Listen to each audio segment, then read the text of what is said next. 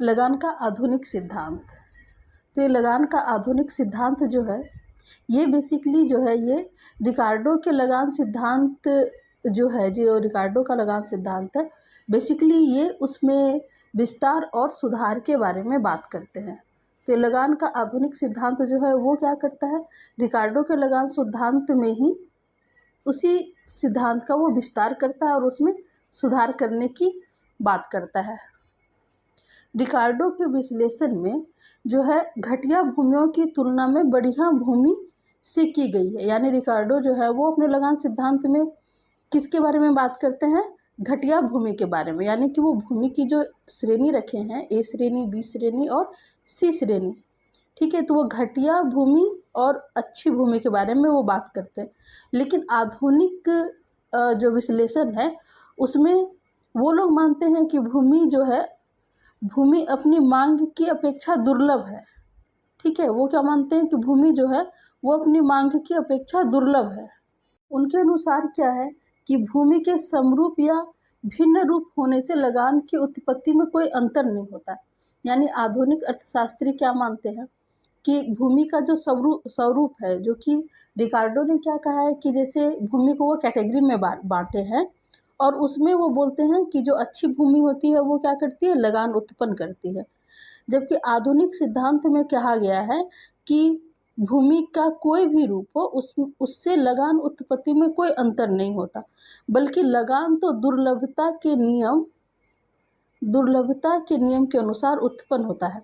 यानी आधुनिक अर्थशास्त्री किसको मानते हैं जिससे लगान उत्पन्न होता है, तो वो लगान उत्पन्न होता है दुर्लभता के नियम के कारण जो है वो लगान उत्पन्न होता है। इसलिए लगान निर्धारित करने के लिए किसी विशेष सिद्धांत की आवश्यकता नहीं है। मांग और पूर्ति की शक्तियों के द्वारा भी इसकी उसी प्रकार व्याख्या की जा सकती है जिस प्रकार अन्य साधन सेवाओं के पुरस्कारों की व्याख्या की जाती है। यानी कि आधुनिक अर्थशास्त्री जो है वे मानते हैं कि भूमि का कोई रूप नहीं होता है। ठीक है, भूमि का कोई रूप नहीं होता है और लगान जो है वो दुर्लभता के नियम से काम करते हैं। और उसके अलावा लगान जो है वो मांग और पूर्ति की शक्तियों के द्वारा भी जो है लगान उत्पन्न की जाती है। रिकार्डो के सिद्धांत की धारणा क्या थी कि यह भूमि किसी एक फसल मान लीजिए गेहूं के उत्पादन में, रिकार्डो क्या करते हैं, गेहूं के उत्पादन के लिए विशिष्ट होती है। इसका मतलब है कि भूमि का कोई दूसरा वैकल्पिक प्रयोग नहीं हो सकता है। हो सकता है कि समस्त समाज के दृष्टिकोण से यह बात हो, पर एक व्यक्ति या उद्योग के दृष्टिकोण से भूमि पर विभिन्न प्रकार की फसलें उगाई जा सकती है या बिल्डिंग इत्यादि के लिए भूमि का प्रयोग का स्थानांतरण भी किया जा सकता है। ठीक है, तो रिकार्डो जो है वो क्या बोलते हैं कि भूमि किसी एक फसल को, मतलब रिकार्डो के सिद्धांत की धारणा यह है कि कोई एक फसल जो है, भूमि कोई एक फसल का उत्पादन करती है, जैसे फॉर एग्जाम्पल कि वो गेहूं का उत्पादन करती है। जबकि आधुनिक अर्थशास्त्री क्या कहते हैं कि भूमि का जो है प्रयोग विभिन्न रूप में हो सकता है। यानी कि इसमें विभिन्न प्रकार की फसलें उगाई जा सकती हैं, भूमि में विभिन्न प्रकार की फसलें उगाई जा सकती है, या फिर भूमि में बिल्डिंग बनाए जा सकते, या फिर भूमि का प्रयोग स्थानांतरण भी किया जा सकता है। इस प्रकार स्थानांतरण कीमत से जो भी अधिक आय भूमि को प्राप्त होती है वह आधुनिक आर्थिक विचार के अनुसार क्या होती है, लगान होती है। लगान जो होता है वो केवल भूमि की विशेषता नहीं होती है, बल्कि अन्य सब साधनों के विषय में भी उत्पन्न होता है जो कि अपनी स्थानांतरण आय से अधिक प्राप्त करते हैं। जबकि रिकार्डो ने लगान की समस्या को एक दृढ़ एक तरफा समस्या के रूप में उठाया था। यहाँ आधुनिक अर्थशास्त्री इसे एक सर्वोत्तमुखी सर्वव्यापी समस्या मानते हैं। अब हम क्या करेंगे, हम जो है आधुनिक लगान सिद्धांत के इन पक्षों का विस्तार पूर्वक विश्लेषण करेंगे। ठीक है, पहला इसका विश्लेषण करेंगे हम लोग मांग तथा पूर्ति विश्लेषण। मांग तथा पूर्ति विश्लेषण में देखते हैं कि आधुनिक विश्लेषण लगान निर्धारण की समस्या को जाने पहचाने मांग तथा पूर्ति के ढांचे में रखकर हल करता है। यह इस बात को मानकर चलता है कि पूर्ण प्रतियोगिता, समरूप वस्तु तथा सारी भूमि जो है वो एक ही प्रकार की होती है। ठीक है, अब देखते हैं हम लोग इसमें मांग पक्ष जो है वो क्या है। भूमि की मांग जो है वो एक व्यक्तिगत, किसान, उद्योग या समस्त अर्थव्यवस्था की मांग का निर्देश करती है और सीमांत आगम उत्पादकता पर निर्भर करती है। एक फर्म या किसान भूमि की सीमांत आगम उत्पादकता के बराबर लगान का भुगतान करेगा। ठीक है, जैसे जैसे अधिक भूमि प्रयोग में लाई जाती है वैसे वैसे घटते प्रतिफल के नियम के कारण भूमि की सीमांत आगम उत्पादकता वो क्या होगी, घटती जाती है। इसलिए मांग वक्र सामान्य ढंग से नीचे की ओर ढालू होता है।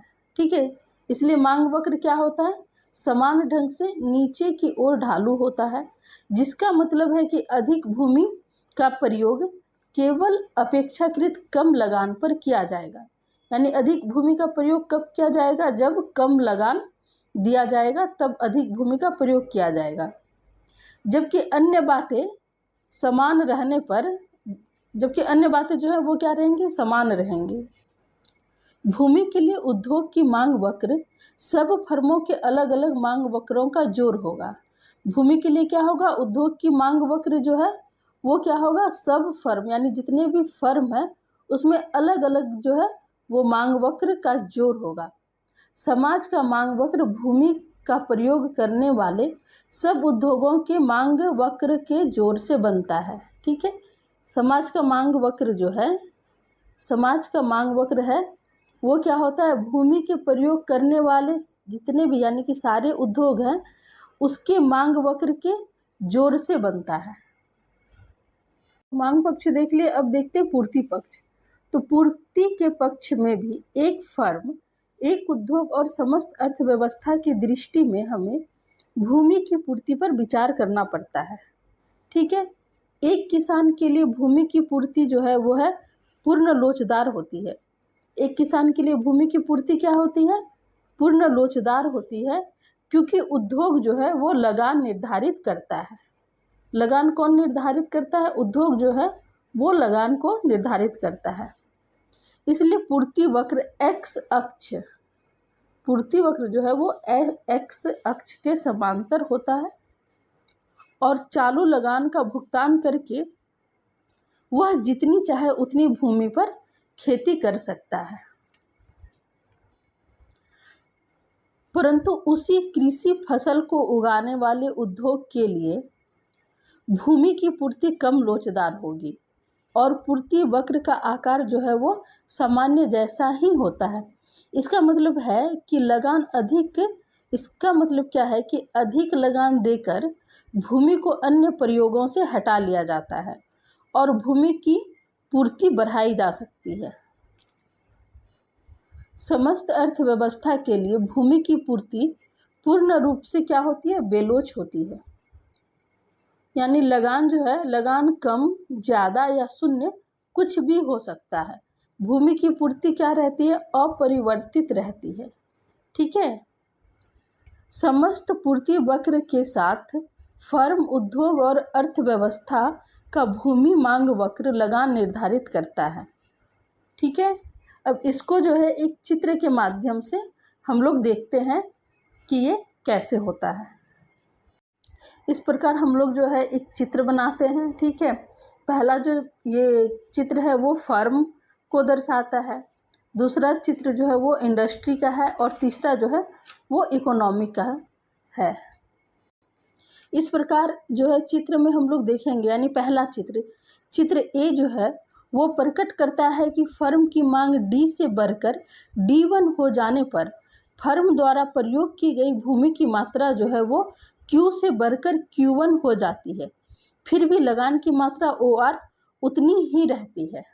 इसी प्रकार जो है चित्र बी में देखते हैं कि उद्योग की चित्र बी जो है वो उद्योग की स्थिति को प्रकट करता है, जहां मांग वक्र D1 पूर्ति वक्र SS1 को काटता है और OQ1 भूमि के लिए OR1 लगान का भुगतान किया जाता है। यदि मांग बढ़कर D2 हो जाए तो लगान जो है वो बढ़कर OR2 हो जाएगा और किसी दूसरे प्रयोग से भूमि की Q1 Q2 मात्रा को हटाकर कुल OQ2 मात्रा भूमि की पूर्ति होगी। यदि मांग गिरकर D3 पर चली जाए तो इसके विपरीत स्थिति होगी, अर्थात लगान जो है वो कम होकर OR3 हो जाएगा और Q1Q भूमि किसी अन्य प्रयोग में चली जाएगी। इसी प्रकार सी जो है चित्र सी वो अर्थव्यवस्था के लिए लगान निर्धारण को प्रकट करता है, जहां ES भूमि की पूर्ति वक्र है जो पूर्ण रूप से बेलोच होती है। इस प्रकार जो है हम लोग ये इस तरह से 3 चित्र बना लेंगे, ठीक है, चित्र A, B, C, और उसके बाद जो है इसको डिस्क्राइब कर देंगे। पूर्ण प्रतियोगिता के अंतर्गत एक निश्चित समय पर अर्थव्यवस्था में लगान की एक ही दर वर्तमान में रहेंगी। लगान की कितनी दर रहेगी? एक ही दर जो है वो अर्थव्यवस्था में रहेगी। यदि संतुलन लगान OR2 हो और लगान बढ़कर OR3 हो जाए तो कुछ भूमिपति अपनी भूमि लगान पर बिल्कुल नहीं दे सकेंगे, वे लगान को घटाकर OR2 पर ले आएंगे।